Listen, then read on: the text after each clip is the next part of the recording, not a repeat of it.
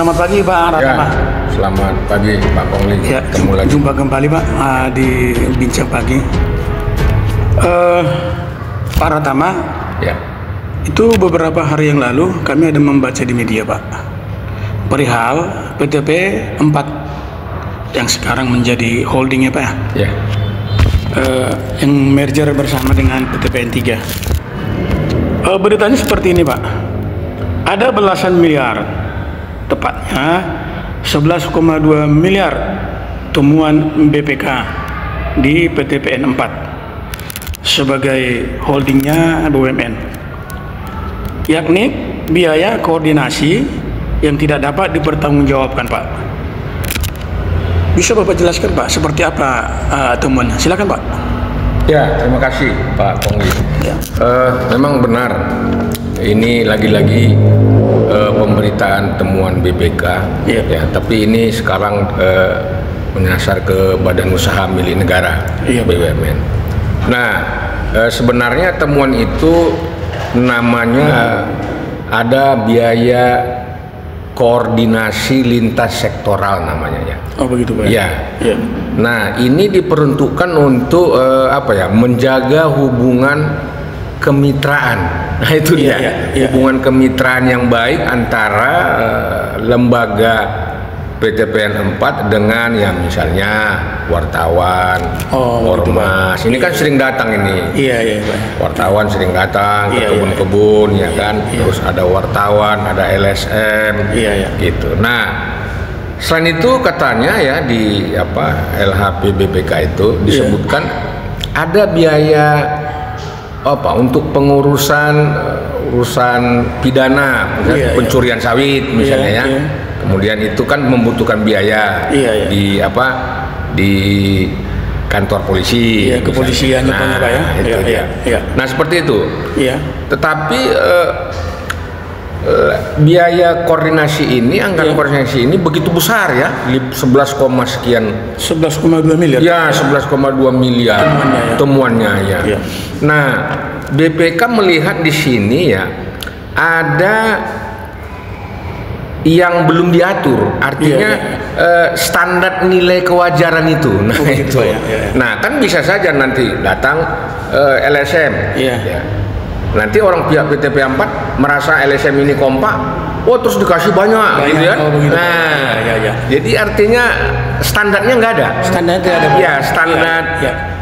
nilai itu nggak ada, yang terukur iya, dia. iya. Nah, bahkan belum diatur plafonnya. Iya, iya, iya. Ya, jadi kan ini masih liar dia ya. Iya, Pak. Masih liar. Iya, Jadi artinya bisa aja nanti pihak kebon misalnya Pak Batu. Pak Batu ya Pak. Nah, manajernya ini kan senang dengan ormas atau LSM. Mas ya Pak LSM. Kasihnya banyak. Banyak, Jadi Pak. kan dia nggak baku dia, Iya, Pak. nggak terukur. Standarnya tidak ada Pak ya. Standarnya nggak. Seharusnya ada Pak ya. Seharusnya ada. Iya, Pak. Jadi siapapun dia orangnya datang, Iya, pihak iya. manapun yang datang kepada kebon, salah Iya. satu kebon yang di PTP Iya, 4 itu, iya.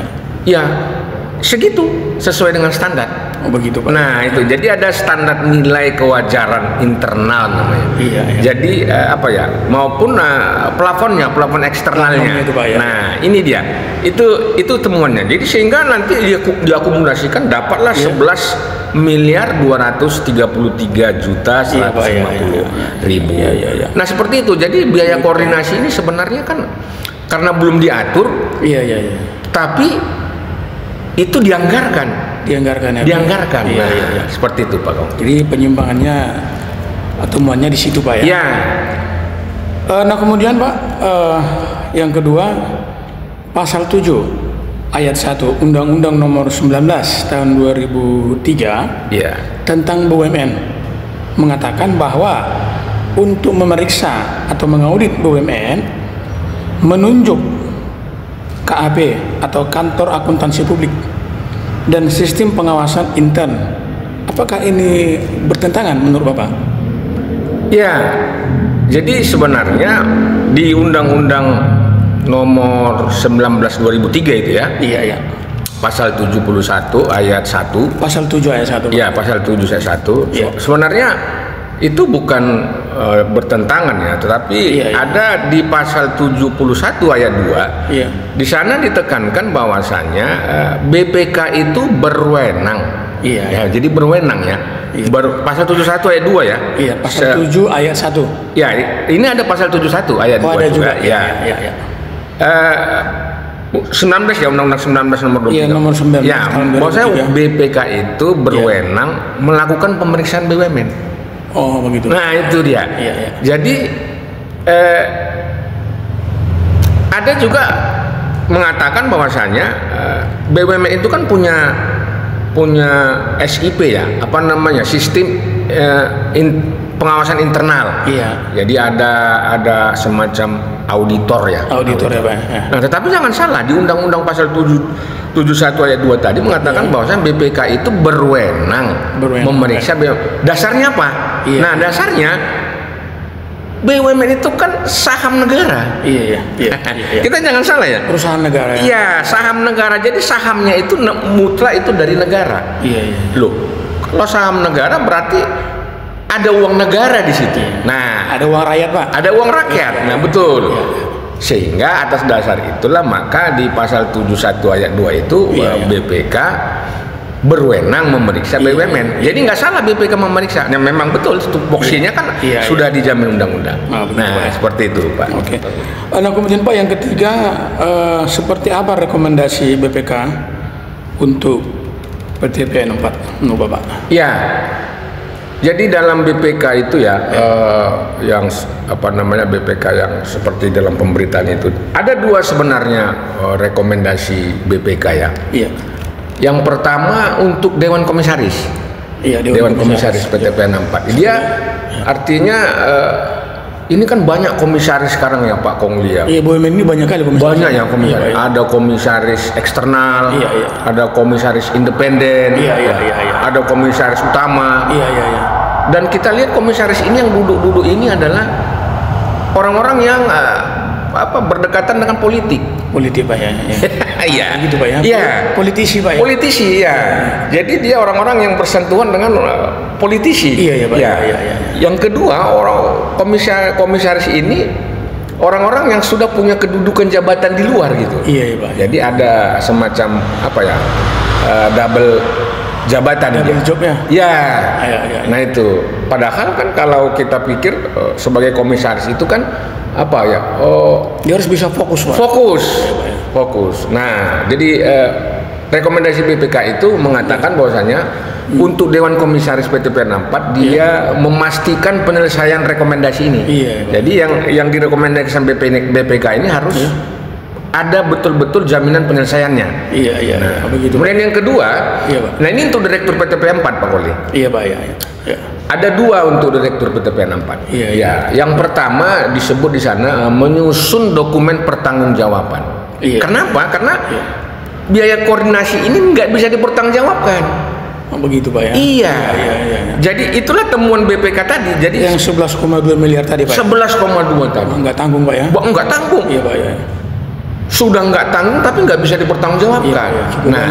Cukup banyak kan. Iya, Pak. Jadi kan itu kan uang negara, uang rakyat. Iya. Loh, kok seenaknya aja nggak bisa dipertanggungjawabkan? Iya, Pak. Nah, apakah negara kita ini seenak begitu saja memakai uang negara tapi tidak bisa dipertanggungjawabkan? Nah, itu makanya BPK merekomendasikan kepada direkturnya pertama itu buat dokumen pertanggungjawaban. Iya, tapi dengan pedoman. Nah, ini pedoman regulasi yang berlaku.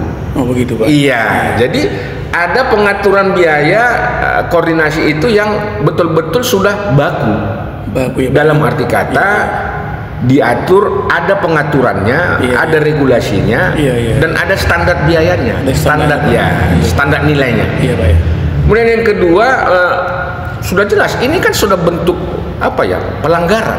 Iya, Pak. Orang yang tidak bertanggung jawab itu kan artinya sudah melanggar ya. Iya, Pak. Tentunya harus diberikan sanksi. Sanksi, Pak ya. Iya. Jadi Direktur PTPN 4 itu harus memberikan sanksi sesuai dengan ketentuan sebenarnya harusnya ya. Kan ini kan ada di suatu lembaga itu kan ada apa namanya, diatur kalau you buat kesalahan, ini sanksinya. Ada sanksinya, Pak. Seperti ASN. ASN kan ada undang-undang ASN. Iya. Nah, kalau ASN itu berpolitik praktis, sanksinya ini. Kan bisa dipidana, Pak, ya. Bisa dipidana, betul itu, Pak. Nah, ini harus diberikan sanksi ya. Ini, nah sekarang sanksinya kemana aja gitu ya diberikan. Ini ada kepada manajer kebun PKS Langkat, sawit Langkat, kemudian kebun Pabatu, kemudian kebun Dolo Ilir, ya, kemudian Dolo Sinumba, ya, Gunung Bayu, nah, Gunung PKS Gunung Bayu, ini PKS beda ya, kebun Gunung Bayu sama PKS. Jadi Mayang PKS ada ini, juga, Pak, ya. Mayang ada juga. Mayang enggak ada, Pak, ya. Yang ada Bajambi, Pak, ya. Ya, kemudian PKS-nya juga Pasir Mandoge, ya, kemudian PKS-nya juga. Di sana kan ada PKS-nya itu, apa pabrik apa ya, kelapa sawit, ya. Nah, kemudian Mariat ya, Pak. Nah, Mariat, Belimbingan, Babutong, di situ Pak temuannya, Pak. Iya, Tobasari, kemudian Adolina. Banyak, Pak, ya. Iya. Ini harus diberikan sanksi nih kepada manajer-manajernya nih, karena kalau nggak diberikan sanksi nanti kita khawatir tahun depan berulang lagi. Iya, begitu, Pak, ya. Ya, karena kan ini nilai uangnya kan nggak sedikit, Pak. Bisa, Pak, miliar, Pak. Begitu. Jadi bagaimana, Pak, kes ini bisa naik menjadi delik korupsi? Menurut Bapak gimana? Iya, itu pertanyaan bagus ya, Pak Kongli. Iya, sudah jelas lah kalau anggaran negara, uang negara itu tidak bisa dipertanggungjawabkan. Ya, tentu deliknya kan ada penggelapan. Ini kan masih dugaan ya. Masih dugaan, Pak. Ya, ada penggelapan. Kemudian ada penyalahgunaan wewenang di situ. Iya kan? Kemudian ada konspirasi. Ya, dugaannya di situ, Pak, ya. Iya, Pak. Nah, yang kesemuanya ini tentunya merujuk kepada kerugian negara. Pak, ya. Satu, kedua, menguntungkan diri sendiri. Oh iya, Pak, ya. Misalnya gini, Pak Kongli kan manajer. Salah satu kebun. Terus saya datang. Lalu Pak Kongli ada dasarnya. Ini kan biaya koordinasi. Biaya koordinasi. Saya kasih 10 juta. Ternyata Pak Kongli kasih sama saya 3 juta. Kan begitu ya? 7 juta untuk Pak Kongli. Oh, begitu, Pak. Nah, itu kan memperkaya diri. Kemungkinannya di situ, Pak, ya. Kemungkinannya di situ. Penyelewengannya, Pak, ya. Nah, makanya enggak bisa dipertanggungjawabkan. Oh, begitu, Pak, ya. Loh, iya. Nah, kalau Pak Kongli misalnya kasih saya ke saya 5 juta. Terus, Pak, tolong teken ya. Ini, Pak, ya. Nah, kan jelas dia. Jelas, Pak, ya. Jelas, ada standarnya, standar nilainya. Jadi Pak Kongli kan nggak dapat apa-apa. Iya, gitu. Oke, Pak, ya. Iya.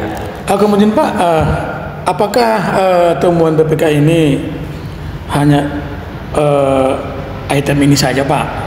Apakah tidak ada lagi entitas lainnya? Maksudnya ada berapa BUMN yang terindikasi temuan BPK periode 2023 yang lalu, Pak? Ya, sebenarnya banyak ya, Pak Kongli ya. Badan Pemeriksa Keuangan itu memberikan data kepada saya ya. Ada sejumlah 50 lebih ya. 50 BUMN, Pak. BUMN. Iya. Tapi di antara banyak. Di antaranya itu ya kalau PTPN ya, ini PTPN 2. PTPN 2 ya. Ya, kemudian PTPN 8. Ya, kemudian PLN. PLN termasuk, Pak, ya? PLN termasuk itu, Pak. Kemudian ada lagi nah, ini yang paling riskan kita mendengarnya. Lembaga Keuangan Bank. Iya, ada di situ BNI. BNI, Pak. Kemudian ada Mandiri, kemudian ada BTN. Iya. BSI ya. BSI Bank Syariah. Bank Syariah Indonesia. Ya. Kemudian ada Pelni. Pelni. Kemudian ada Jasa Marga. Iya. Jadi banyak. Banyak, Pak Kongli. Kemudian ada PT Perindo. Ya, kalau saya lihat dari masukan informasi yang dari diberikan BPK ini banyak. Banyak. Nah, Saya berpikir begini ya Pak Kongli. Iya. Seharusnya kan BUMN ini menyumbangkan keuntungan perusahaan untuk negara untuk rakyat ya Pak ya. Tapi kenapa BUMN menyumbangkan kerugian? Begitu Pak ya. Itu dia. Iya. Makanya BUMN kita selalu merugi Pak ya. Selalu merugi. Iya Pak ya. Iya, selalu itu merugi. Iya. Apalagi perkebunan. Iya, perkebunan Pak ya. Iya, maka dari itu kan Pak Menteri BUMN ya. Iya Pak. Dia kan mengambil kebijakan untuk melebur PLN holding ya Pak. Itu pun masih ada juga yang temuan. Itu tujuan melebur menjadi holding itu untuk mengurangi penyelewengan itu Pak ya. Iya. Nyatanya masih. Betul. Ternyata masih. Iya. Ya, selain memangkas biaya-biaya operasional, Pak ya. Ya, sehingga kalau dia menjadi holding, tentu kan dia berpusat ke satu ya. Iya. Nah, ini kan bisa sebenarnya bagus ya. Fokus itu bisa, pengawasan itu bisa terfokus. Iya. Ternyata ini enggak. Iya. Ternyata ada juga temuannya. Jadi berarti Pak tidak cukup hanya ganti nama Pak. Pemainnya harus diganti. Betul, itu pemainnya harus diganti. Sama seperti main bola Pak, pergantian pemain. Iya, harus ada ganti. Tapi memang di negara kita sulit lah untuk melakukan itu karena aroma politik itu keras ya. Iya. Aroma politik itu keras. Pengaruh politik itu Pak ya. Pengaruh politik itu keras. Iya. Kita misalkan aja, coba lihat dulu komisaris-komisaris yang duduk. Iya Pak ya. Itu kalau kita lihat profilnya ya, dia selalu bersinggungan dengan politik. Iya. Gitu. Jadi itulah negara kita Pak. Negara kita Pak ya. Iya. Jadi apa harapan Bapak ke depan untuk kesehatan kemajuan BUMN kita ini? Iya. Ya, kalau harapan kita tentu kita sama-sama berharap ya Pak Kongli ya. Iya. Kita semua sebagai warga negara masyarakat ya, warga negara Indonesia dan masyarakat. Ya, kita minta BUMN ini bergeser Pak ya, image-nya ya, masyarakat bukan menyumbangkan kerugian, tapi menyumbangkan keuntungan. Karena apa? Coba kita bayangkan ya Pak Kongli misalnya ada lahan sawit 10 hektar atau 20 hektar. Nah, sekarang saya tanya sama Pak Kongli, apa Pak Kongli rugi mengelola sawit itu? Ya, kalau rugi Pak ngapain saya kelola kan? Nah, itu tentu kan beruntung ya Pak ya. 20 hektar saja Pak Kongli sudah beruntung. Sudah bisa menyumbangkan keuntungan untuk Pak Kongli dan keluarga misalnya ya.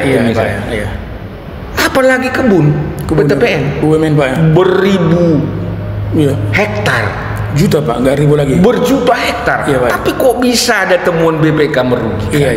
Ini masih salah satu item ya, masih biaya koordinasi, belum lagi item-item selanjutnya. Jadi ya marilah aparat penegak hukum pun saya meminta ya harus tegas lah ya.